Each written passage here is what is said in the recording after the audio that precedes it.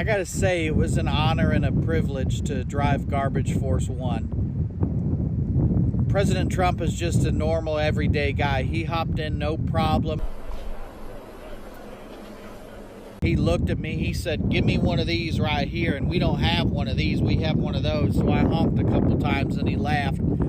He said, how about we take this bad boy through McDonald's? And I said, sir, I don't think she'll fit in the drive-thru. He said, it's all right, I used to work there. If there's any comedian out there who knows exactly how the conservative mind works, it's this man right here, Brent Terhune. And this skit about Donald Trump's pathetic garbage truck stunt, sparked by this undeniably true comment about the beliefs of Trump supporters from Joe Biden. Or Puerto Rico, where I'm in my home state of Delaware, they're good, decent, honorable people. The only garbage I see floating out there is his supporters. His demonization of seen as unconscionable, and it's un-American. Is a perfect example of how Terhune not only pokes fun at the MAGA base, but also teaches us something at the same time. And he turned to me and he said something, and I'm getting chills just thinking about it. He said, this is really sticking it to Joe Biden. I said, yes, sir, it is. So, Joe, consider this a message to you, because you called us garbage, and in order to prove that we aren't garbage, we got a truck that hauls garbage. Now, does that sound like something garbage would do? Would be to drive around in a truck that hauls garbage? I don't think so. Case in point, while he doesn't explicitly say it, Brent hits on one of, if not the most crucial factors motivating Trump's supporters to vote against their own material interests over and over again, owning the libs at all costs. Since the Obama years and the rise of online political content, the Republican Party has consistently campaigned on issues that combat whatever social progress has been made at any given time. Broader acceptance of the LGBTQ plus community, they responded by campaigning on banning trans athletes from youth sports, call teachers groomers and predators, and say public schools are left-wing indoctrination centers. The climate crisis being an existential threat to the future of humanity, they deny its existence and expand fossil fuel extraction to benefit a few corporations that have no interest in anything other than profit. Trust medical science, doctors, decades of research data, and the efficacy of vaccines? They think it's a worldwide conspiracy to make Americans sick, whether it be through 5G radiation or causing autism in children. At the end of the day, it's all to feel superior to whoever they think the libs are, while the officials they vote for continue to rob them blind. You made a mistake, Joe. You can't call a group of people garbage unless it's meant to be funny. And in that case, those people need to stop being so soft. Maybe get a sense of humor. But if you call me garbage, that's offensive.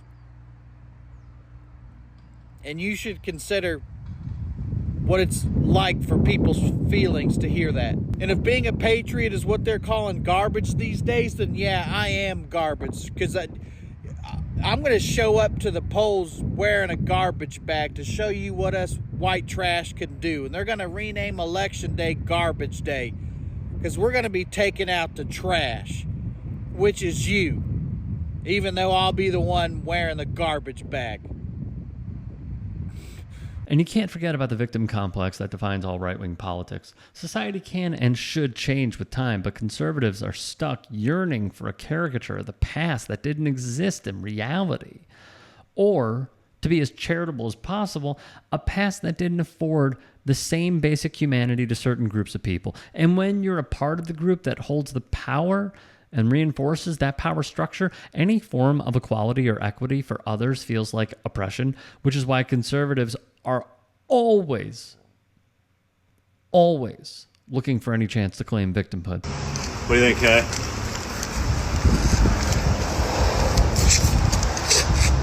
Have the number of people like Bruce stand up who are wearing the safety vest, because I was reading that at it's a great call. At a bunch of Trump events over the last 2 days, people have been dressed just like that for Halloween. That's a great call. Hey, would you stand up if you're wearing a safety vest?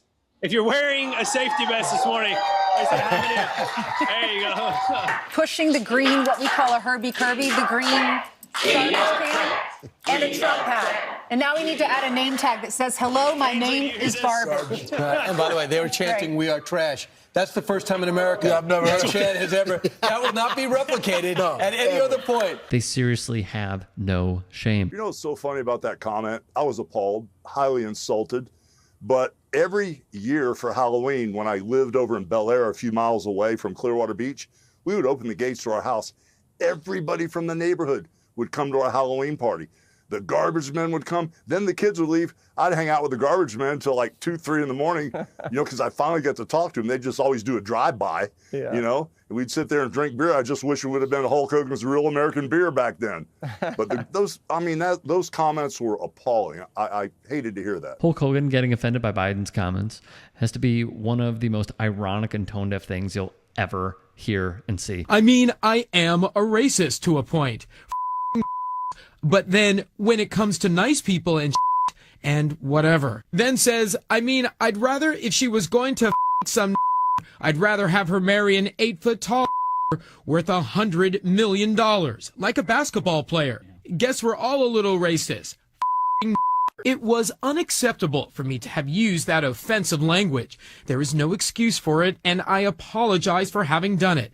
I am disappointed with myself that I use language that is offensive and inconsistent with my own beliefs. It is not who I am. Jason Carroll, thank you. Let me bring in wrestling insider Dave Meltzer. He's the editor of WrestlingObserver.com. Well, the only thing I could think is they're trying to humiliate the Trump supporters into voting for them. I mean, to call us Nazis.